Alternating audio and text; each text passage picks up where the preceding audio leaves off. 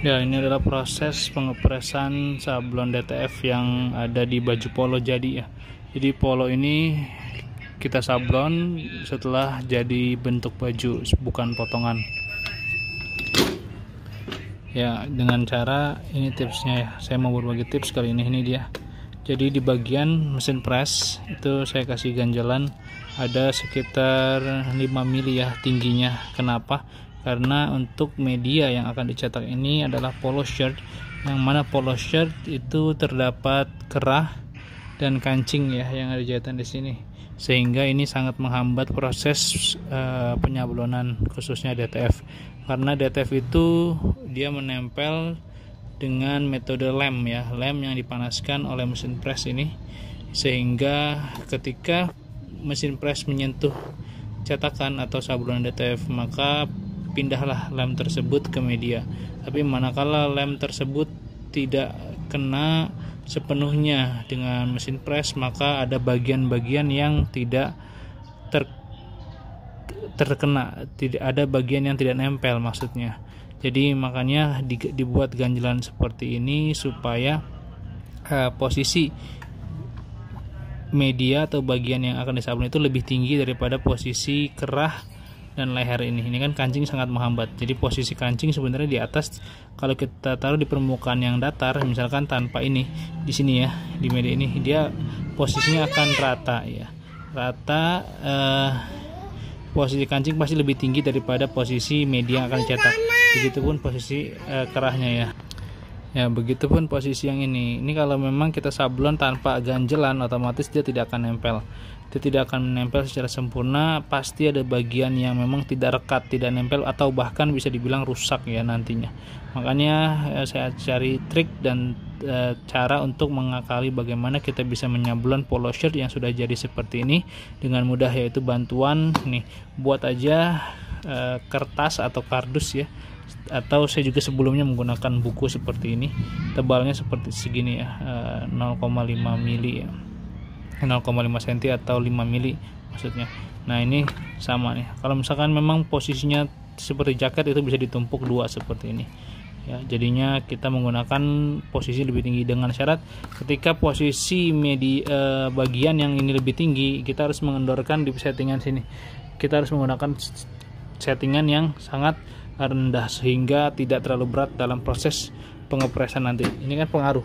Nah, semakin tinggi tekanan di situ, maka semakin berat tarikan yang akan kita tarik dari tuas mesin press. Jadi disesuaikan ketika kita menggunakan media ganjelan ini, berarti kita harus kendorkan di bagian setelan itunya ya.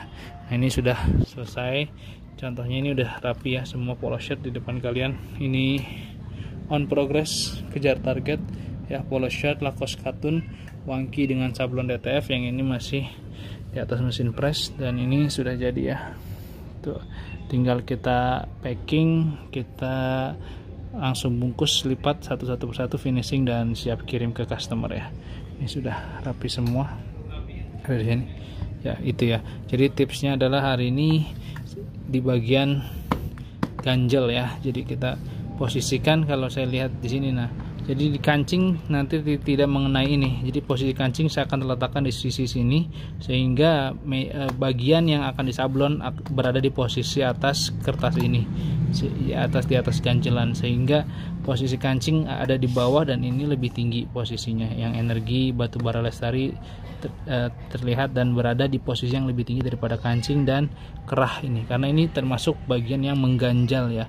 Ketika kita mengepres dengan kondisi yang ganjal seperti ini, otomatis tidak nempel nantinya tanpa ganjalan. Makanya dibuat ganjalan supaya bisa ini cetakan media ini dengan cetakan ini terkena dengan mesin press yang ini, seperti itu ya. Silakan dibuktikan sendiri teman-teman kalau memang masih penasaran gitu ya. Ada yang menggunakan busa, tapi kalau menurut saya busa kurang efektif karena dia sifatnya mekar dan mengembung. Tapi kalau kardus styrofoam kardus bekas aqua misalkan, itu kan dia keras ya sifatnya, dia itu tidak melempem gitu, dia menggunakan media mati ya, nggak seperti busa yang mekar atau kempis. Tapi baiknya kalau saya menggunakan kain keras dan kardus ini. Sisa kardus saya potong, saya bentuk ukuran 20 x 20 cm dan ditempel dengan lakban. Lakban apa aja ini, kebetulan saya ada pakai lakban yang ada di rumah. Bisa teman-teman menggunakan lakban atau buku juga bisa yang seperti ini.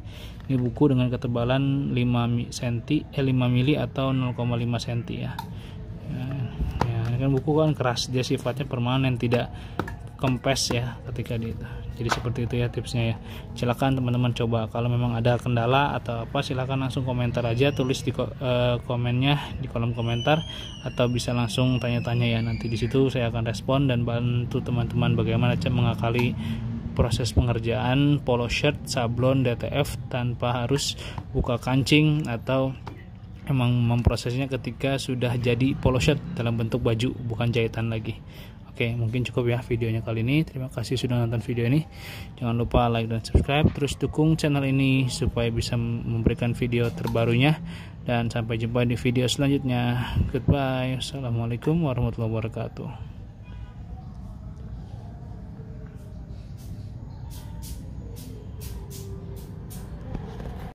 Ya, saya akan review ya baju polo ini.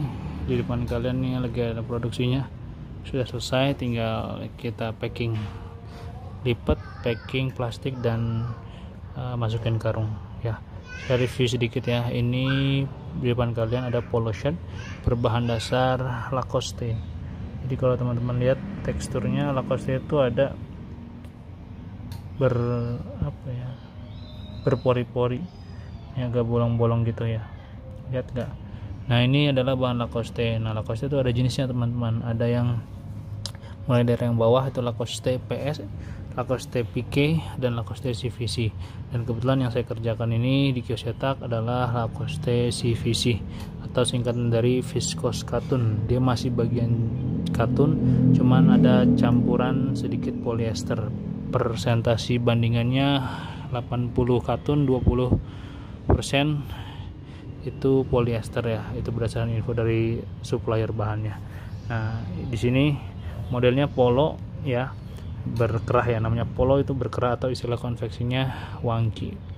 Yang menarik adalah model ini namanya klep ya, kancing bawahnya adalah klep. Ini model listnya atau kita bilang di dunia perkonveksian itu intip bahasanya. Nah, untuk mengerjakan proses ini dalamnya ini dibuat abu-abu ya, jadi kombinasi. Ini benar-benar custom ya teman-teman. Kami produksi dari belanja bahan, kemudian potong, terus jahit ya, bisa sesuai dengan permintaan. Tapi kalau teman-teman beli jadi di marketplace, toko online atau di toko-toko tertentu, biasanya nggak begini. Dia cuman model polos aja. Yang biasa kombinasi itu kerahnya ya, ada garis. Nanti saya tunjukkan barangnya yang kalau teman-teman beli jadi langsung. Nah, ini setelah ini namanya klep kancing ya. Ada yang pakai 3, ada yang 2. Umumnya kalau yang beli jadi biasanya 2 kebanyakan. Ada juga yang 3 memang, tapi tergantung vendor. Tapi kalau kami biasa menggunakan 3 kancing biar lebih rapih dan lebih rapat pengancingannya. Kalau 2 biasa di sini, seringkali kalau 2 yang ininya bagian atasnya kebuka, jadi kurang rapih lah ya hitungannya ya. Makanya kami buat 3 kancing di sini, dan kancingnya kombinasi juga warnanya warna abu sesuai dengan tone daripada klepnya. Selanjutnya untuk kerah. Nah, ini namanya kerah ya teman-teman. Ini berbahan dasar kasmilon. Ada juga yang berbahan katun ya, tergantung kebutuhan. Kebetulan ini karena memang merajut, jadi kami buat dengan benang 5. Ini kasmilon. Di sini ada label ukuran ya, label L, dan ini jahitan juga kelihatan rapih ya. Nah, di sini sablon yang baru saja kami selesaikan, yaitu sablon tulisan PT Energi Batubara Lestari. Ini dengan sablon DTF. Nah, prosesnya itu dia. Ini mesin presnya yang kita sudah kerjakan ya. Nah, selanjutnya setelah kita review bagian depan, atas, kemudian di lengan. Nah, jadi untuk mematchingkan klep ini, kami membuat lengan dengan model list. Biasanya kalau polo-polo shirt ya yang dibeli di toko-toko itu online atau beli di toko dan abang, biasanya nggak ada yang begini.